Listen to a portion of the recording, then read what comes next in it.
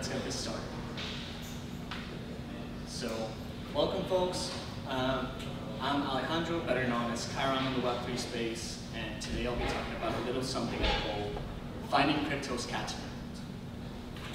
So, a little bit about myself. I'm a full-time DAO contributor. I've been doing it since 2020. And I've worked with projects like Rabbit Hole, C Club, Radar, which is my favorite DAO, by the way, and most recently, the Aleo blockchain. And recently, I've been thinking about something I decided to call a capture moment. Essentially, what it is a little interaction beat that helps compound a technology but doesn't get in the way of people using the technology. So, like an example I would give you is whenever you entered a website and you wanted to download a file, you had to verify you're a human, and you just identify pictures of fire hydrants or a bunch of squiggly letters. That, without you realizing, was training DALL-E and image recognition models, and now the AI boom we're seeing happen right now is thanks to moments like this. So what I ask you is, how can we capture this energy to make crypto become the technology, the world-changing technology that it can be? Well, I broken it down into 3 core characteristics of any capture moment. First of all, it's seamless to the core experience. You don't want that to take more than 30 seconds of people's time. Second of all, it must be different than the core experience. It shouldn't be the protagonist of what's going on here. And third, it serves a clear function besides what you're offering. So if people want to download a file, CAPTCHA also help verify your identity. And behind the scenes, it can help train AI. Going back to this one for a second, another example I give you is by using ChatGPT nowadays, you are helping diversify large language models to include other languages besides English. So you're training it in Catalan, you're training it in Spanish. You're helping diversify the breadth and the power that LLMs promise to the world. I identified 3 main avenues where crypto could become invisible in a way, but still fulfill its promise to the world. The first one is financial operations. You all know it. It's about what Bitcoin was made to do. It's, the OG crypto use case. But given what the last 10 years have given us, the big problem for financial operations when designing capture moments has been, it has a lot of baggage. You're writing this use case on the back of the accidental millionaires. People don't trust these kinds of interactions, but still, down the line, they could become the moment that unlocks the power of crypto to the world. Second, and most recent of all, identity solutions. So imagine having a skeleton key that you can carry around with you to gain access or gain permission to do anything you want. The problem with this one, and the obstacle this one has to overcome, is that it can be very easily abused unless handled very carefully. You see the WorldCoin launch, you see the social credit systems in China. If you build an identity solution on top of crypto, you gotta be very mindful of who is using it and who controls it. And lastly, social and media, to me, are the easiest and most straightforward way to find the capture moment for crypto.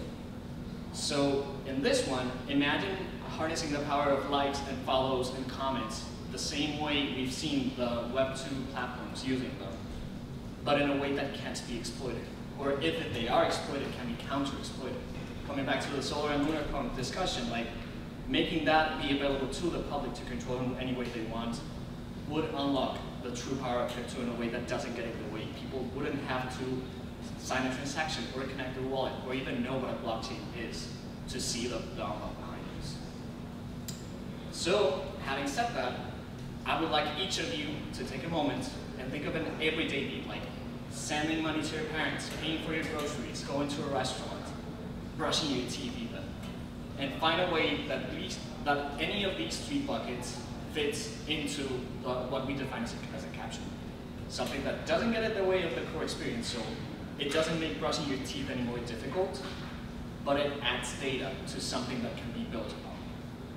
So let's take about 10 minutes, write down your answers in your laptops or just think of them. We'll have a little discussion around them. And yeah, let's see what we come up with, moments that make the crypto become invisible without compromising the power of the data behind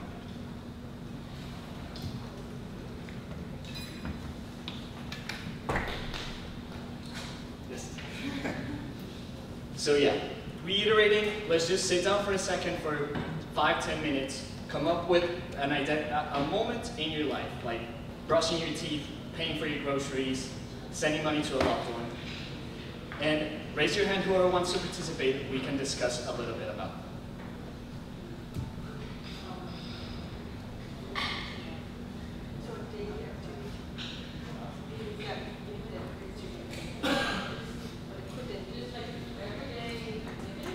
Yeah, like the main point of this one is find moments that can feed data to the blockchain so that Web3 can compound on itself without having to think of crypto.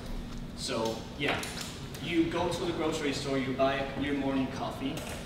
How can that have a crypto built into it without you having to think of it? You don't need to sign a transaction, you don't need to send Ethereum or whichever coin you like, but it still adds data, or it still adds like the ability to be built. What could you learn about buying that morning coffee down the line?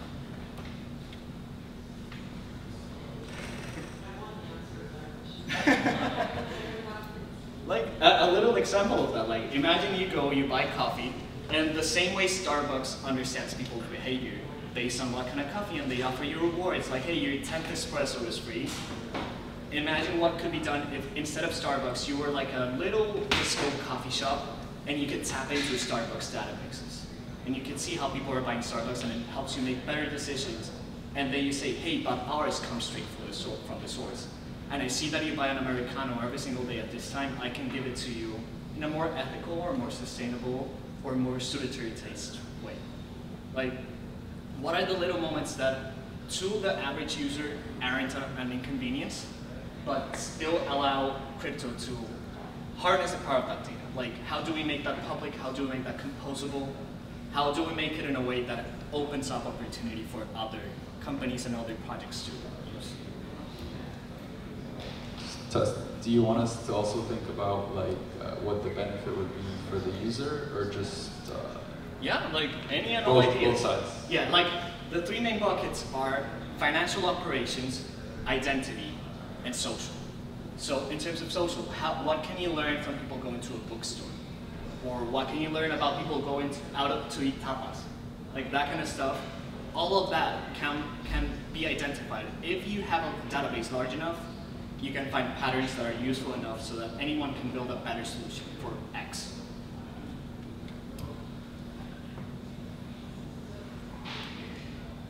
Might go into a different direction. Yeah. Might go more into the DAO direction, but can we have better schools? Can we have kindergartens organized as a DAO, or primary schools or high school? I don't know how many of you actually enjoyed going to school. It's pretty centralized and structured. And my kids have been in 3 schools in 3 different countries, and it's the same shit everywhere. So can we use crypto for that so that the next generation doesn't have to suffer that much? I love that. And the question I would ask, like, okay, where can we base our decisions off of? How do we DAOify it? Do you want it to be the Teachers Association that's DAOified, and now the parents have a say in what the curriculum is? Or do you want the building and the infrastructure to be DAOified, and now you choose how they allocate the budget for the school? I want kids to decide what they want to learn.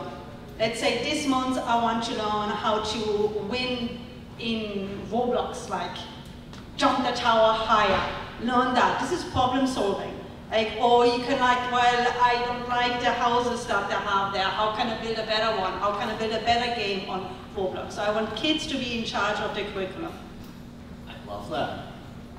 So thinking in terms of the capture moment, then the question would become, if you let kids decide what they want to be taught, how can you uncover it? Like, how do you make it composable? How do you make it exponential?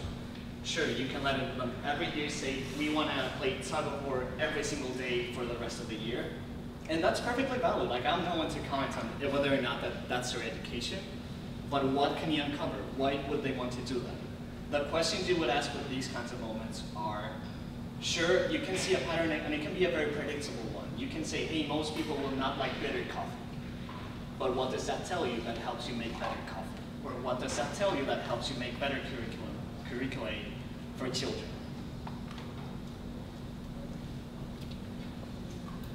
Yeah, the secret of the capture moment is like it can be the most pedestrian of transactions or moments or interactions with anything. But if you build enough data around it and you make it accessible to enough people, magical stuff happens. Incredible stuff can be uncovered once you add millions of people doing the exact same thing for a long enough period of time. And I feel crypto has the potential to do that. Like that's why I invite you all to let's think of moments like that. Yeah, I just wanted to add to her example. I think it was amazing. Maybe not on the side of letting the kids decide what they want to be taught. I know there are schools for difficult children where they teach them in a military style how to manage everything at the school. So it's they have to grow their food, they have to harvest the food, they have to prepare it, they have to maybe go shopping and get the food, and it's they have to manage the whole place. They have to make sure that the bathrooms are clean and that I don't know, their laundry is washed, everything. So that teaches them a lot. And but these are very scattered school, and this is for difficult kids. But actually, it could be great for anybody because we all need to learn these basic skills for life. So yeah, maybe we could have this information somewhere that other schools can learn from them. This could be good. I don't know. It's decentralized way of learning. That is an incredible one. That reminds me, in Medellin, where I'm from, there's a school called the Euskadi School. And it's for difficult children, children with learning disabilities, with behavioral problems, that kind of stuff. And the trouble with them is that we bucket special needs children as so many different types of problems. Children with learning disabilities would need a special kind of attention, different to children with concentration problems or with behavioral problems. I feel what the unlock there could be, if we uncover enough data, if we see enough patterns around them, it would lead to it becoming more niche. Imagine having a school especially with children with autism, or children with ADHD, children with hyperactivity. All of these need very particular kinds of cares, and we don't know what the best approach is because no one has taken the time to aggregate that and understand what these behaviors need addressing. So that would be actually incredible. What that would promise is education catered to your needs for every kind of person. Any other takers? Any other ideas? I have one. It's not as serious, but I feel like fitness centers or a gym that has machines, they always kind of reorganize where everything is.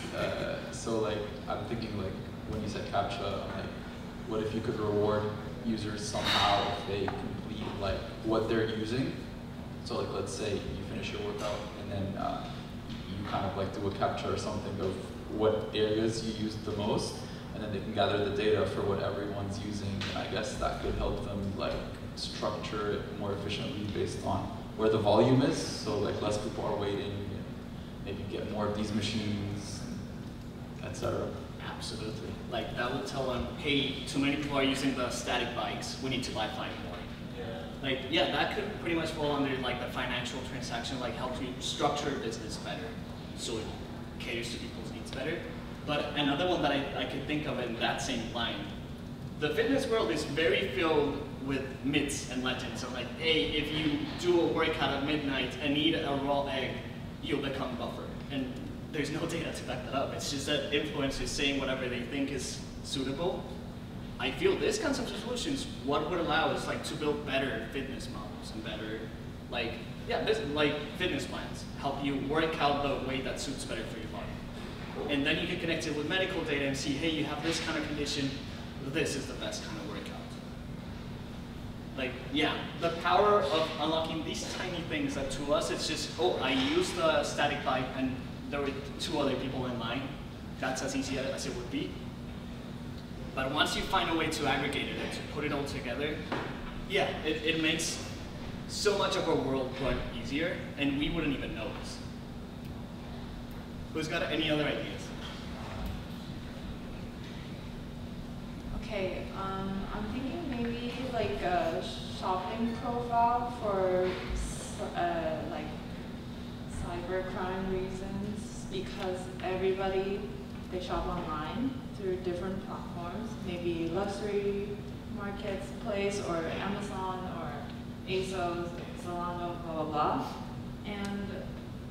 And so far, I've heard from people that I know, if they receive a package and then they claim that they lost it or they never received it, then usually they get refunded. But if everybody has a profile and then it gets flagged, like maybe they reported similar claims many times. So that would be a good way for the the shopping retailer marketplace to know, okay, like, this is likely not a lost package, and it's likely the individual that stole it. So it would give all of these companies data to work with to prevent them from more money.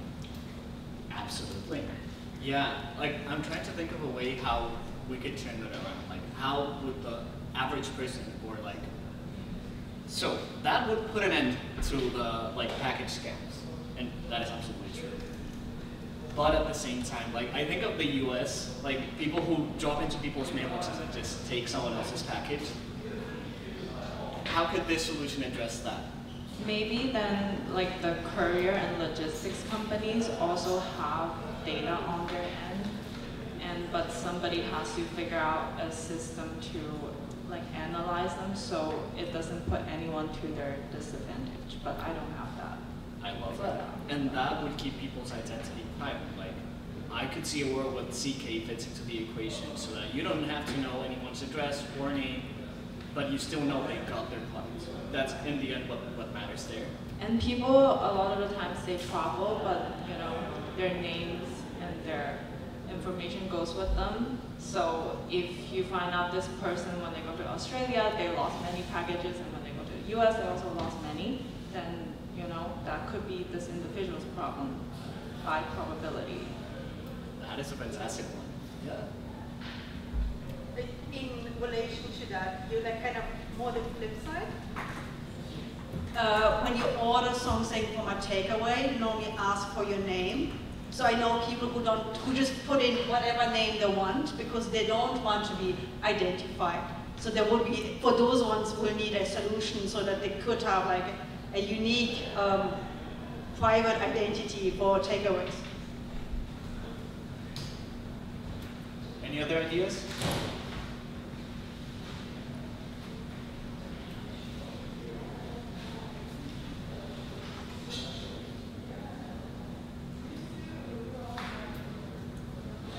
In that case, yeah, let's jump straight into the takeaways then.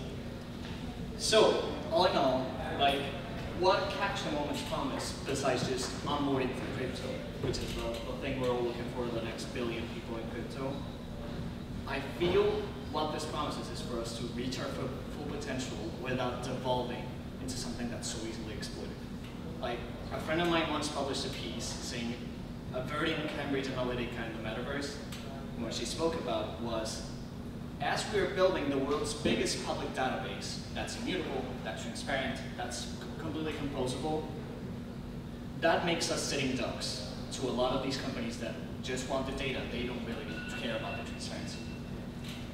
So with these kinds of moments, what I'm looking for is ways that that data can be used by anyone, but at the same time makes it, opaque wouldn't be the word. It would be less easy to exploit. So imagine if every financial transaction had the aggregate data that allowed us to build the network states we all dream of building. Or if having this global database wasn't optimized to improve everyday people's lives. Not only the crypto millionaires, not only the blockchains, not only the people who attend conferences like this one, but yeah, people in the Amazon and people in the Sahara, wherever in the world. And yeah, imagine having an ID that you could carry everywhere without worrying about becoming an undesirable. Because that is the big question we all have with WorldCoin and CBDCs, is what happens when a government says, I am not allowed to transact. Yeah, these are the kind of questions that I'm posing when trying to think of these moments. Yeah, we need to identify these everyday interactions so that people don't need to learn how to use this complex technology to use the blockchain we can do a lot more with what the data Web3 provides. But most importantly, the crypto's true power can only be unlocked when it doesn't belong to anyone. Like, the second there's a conflict of interest, it's going to be exploited. So yeah, given that there's no more takers, I say it's just time to build.